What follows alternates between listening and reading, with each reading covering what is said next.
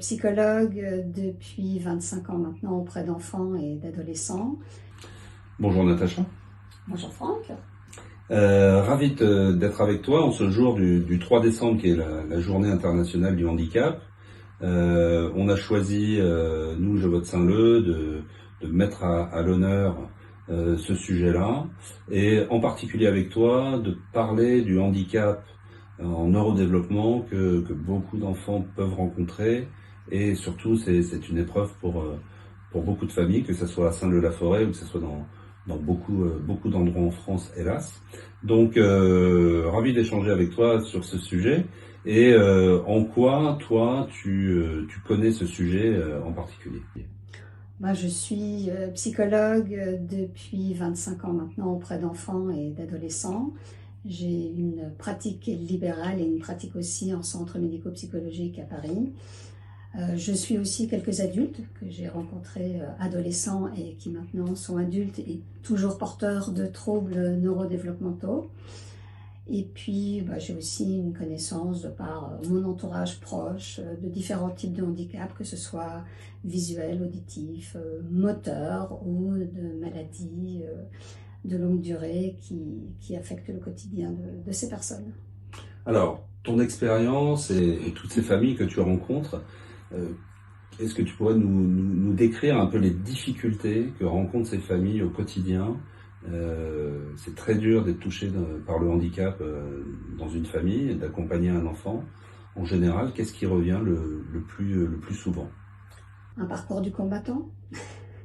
C'est souvent ce que les familles vont dire et les familles ne savent pas par où commencer, à qui s'adresser. Donc là, je pense que dans le cadre d'une municipalité, il y a un vrai travail à faire de plus de clarté, de coordination pour que les familles aient dans la mairie un référent handicap, ce qui est déjà fait parce que c'est le minimum qui est demandé aujourd'hui, mais que ce référent ait vraiment une connaissance des professionnels qui sont dans la ville et aux alentours, une connaissance des bonnes recommandations qui émanent de la Haute Autorité de Santé pour aussi guider les familles, une connaissance de tous les maillages de la MDPH et autres acronymes qui sont nombreux et avec lesquels les familles sont parfois perdues, les professionnels aussi, il faut le dire. Donc voilà, c'est vraiment avoir une personne, un référent, mais un vrai référent, qui sache vraiment de quoi il parle et qui puisse guider et accompagner toutes les familles. Donc ce que tu nous dis, et c'est vrai à Saint-Leu-la-Forêt comme dans beaucoup de villes, il y a quand même un minimum qui a été fait, avec un référent qui est en place, des actions qui sont menées, souvent à l'initiative du département qui invite les villes à faire des choses, mais si je comprends bien, tu penses qu'on peut aller plus loin. Et d'après toi, qu'est-ce qu'on peut faire? Qu'est-ce que sont les attentes des familles? Alors, on peut aller plus loin en balayant tous les âges. Parce que le handicap, il commence quand l'enfant est tout petit. Donc là, il y a de quoi faire dès la crèche, des places, de façon systématique, des professionnels formés, que ce soit à Saint-Leu ou dans d'autres villes aussi, de pouvoir aussi parfois aiguiller vers peut-être des assistantes maternelles qui peuvent aussi être formées, pourquoi pas, en tout cas une vraie coordination et un repérage des personnes qui seront les plus à même d'accueillir les enfants. Donc ça c'est pour les tout petits. Il faut savoir aussi que des enfants en situation de handicap restent aussi une année de plus ou quelques mois de plus dans une structure d'accueil de type crèche, halte garderie, parce qu'ils ne sont pas prêts pour rentrer à l'école, puisque pour rentrer à l'école, il faut avoir acquis la propreté. Et les enfants en situation de handicap, c'est un facteur limitant pour eux. Et puis aussi parce que certains enfants ne pourront pas intégrer une école et sont en attente d'une structure adaptée. Et les délais sont parfois très longs. Donc ça, c'est ce que tu vois dans ton quotidien. Et oui, et ça concerne la petite enfance.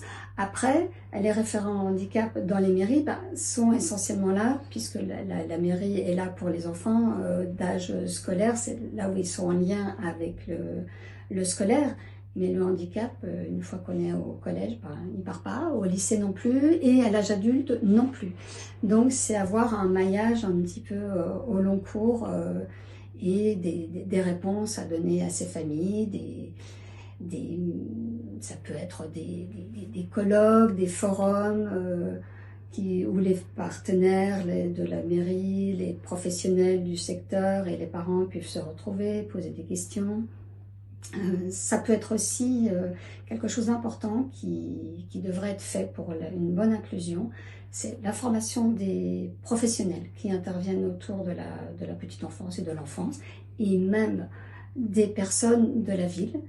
On sait aujourd'hui qu'il y a des structures qui proposent des formations pour que même les commerçants soient à même d'accueillir des personnes en situation de handicap, mais pas que. Une personne qui est vieillissante, une personne âgée qui a plus de mal à se repérer, elle a aussi besoin d'un accueil plus adapté. Une personne en situation de handicap vieillissante, encore plus. Donc voilà, il y a ces éléments-là. Il y a aussi, si je reviens un peu en arrière, au moment de l'école, et ça dès l'école primaire et au collège, on sait qu'il parle beaucoup de harcèlement, bien faire des interventions systématiques dans les classes pour présenter les différents types de handicap, faire réfléchir les enfants autour du handicap afin qu'il y ait moins de moqueries, moins de harcèlement et de stigmatisation de ces enfants. On sait qu'au Canada, un enfant arrive avec un trouble autistique, mon enfant a un trouble du spectre de l'autisme, voilà, l'accueil c'est oui, et alors? D'accord, très bien. Bon, de ces entretiens et des entretiens qu'on a eus déjà sur ce sujet, ce que je retiens, c'est que il y a quand même le cadre légal oblige quand même à prendre en charge le handicap. C'est vrai avec les MDPH au niveau des départements. On peut dire que des choses ont été faites à Saint-Leu comme dans beaucoup de communes, qu'il y a des référents qui sont là, il y a un accompagnement au minimum pendant les périodes scolaires. Et ce que je comprends, c'est que bien que ce cadre qui est minimum ait été mis en place, les familles sont souvent dans le désarroi et demandent un accompagnement supplémentaire. Est-ce que si je te dis que ça doit être une priorité dans une municipalité, une priorité dans un programme, c'est faire en sorte que pour chacun d'entre eux, il y ait une obligation de résultat dans l'accompagnement et pas juste une obligation de moyens qui est certainement là parce qu'elle est obligatoire, et que pour aller plus loin et pour porter des vraies réponses, il faut vraiment faire en sorte que chacun soit accompagné jusqu'au bout avec des vraies réponses. Oui, complètement. Oui, parce que la famille, elle a l'enfant un temps, mais l'enfant, il passe énormément de temps à l'école et puis dans le cadre périscolaire. Donc, que tout ce maillage-là se coordonne et fonctionne bien ensemble, c'est primordial. Et quand ça fonctionne bien, ça va aussi donner un enfant qui va pouvoir s'épanouir à l'école et pas qui va que subir à l'école. Parce qu'on voit aussi des enfants qui subissent et qui peuvent aussi tomber en dépression. Les troubles neurodéveloppementaux et le handicap, c'est très large. Donc, même un enfant qui a un trouble visuel important, il peut subir des moqueries, déjà, de la part des autres enfants. Donc, l'inclusion, c'est pas terrible. Pour avoir accès aux informations, c'est pas facile non plus. Il y a besoin d'adaptations qui sont parfois importantes. Ça peut être des caractères, des grands caractères. Ça peut être mis au tableau. Ça peut être avoir une personne qui l'accompagne au sein de la scolarité. Donc tout ça, bien sûr, est mis en place, mais un meilleur maillage et puis aussi penser l'inclusion de l'enfant dans la vie de tous les jours, comme les autres enfants, au niveau des accueils. Et les familles insistent beaucoup et demandent très souvent, ce qui ressort le plus en tout cas, c'est d'avoir du personnel formé. Voilà, des personnes qui sont formées aux différents handicaps. Parce que quand on voit des familles qui viennent, on va parler du trouble déficitaire de l'attention, un grand trouble, quelque chose dont on parle beaucoup. Et c'est toujours surprenant quand on voit qu'un enfant a ce type de diagnostic qui est connu, qui est validé, il y a un dossier MDPH et le retour qui est fait aux familles, c'est Charlotte, Camille, Damien devraient plus se concentrer et manquent d'attention. Oui, mais c'est son trouble. Donc voilà, donc là c'est le retour qu'est fait à la famille, mais la famille peut aussi, alors je ne vais pas stigmatiser et dire que c'est toujours comme ça, mais en tout cas ça revient dans les annotations ou dans les commentaires qu'on fait aux parents. Le parent il sait que son enfant est comme ça et il est aussi en souffrance dans son quotidien avec son enfant, mais le parent ce qu'il a besoin pour justement faire cette coordination, ben, qu'est-ce que vous avez pu mettre en place ?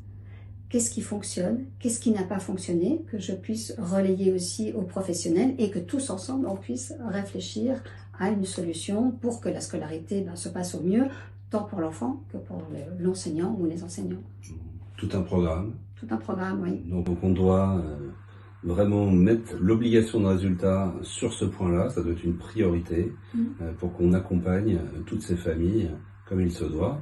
Bah écoute, je te propose qu'on fasse ça ensemble et que dans le programme, on en fasse une véritable priorité. Je te remercie Natacha pour cet entretien-là et ces échanges et d'avoir relaté toutes ces problématiques que les familles rencontrent. Il y en a bien d'autres encore, mais un prochain numéro. Bonne journée à toi. Merci.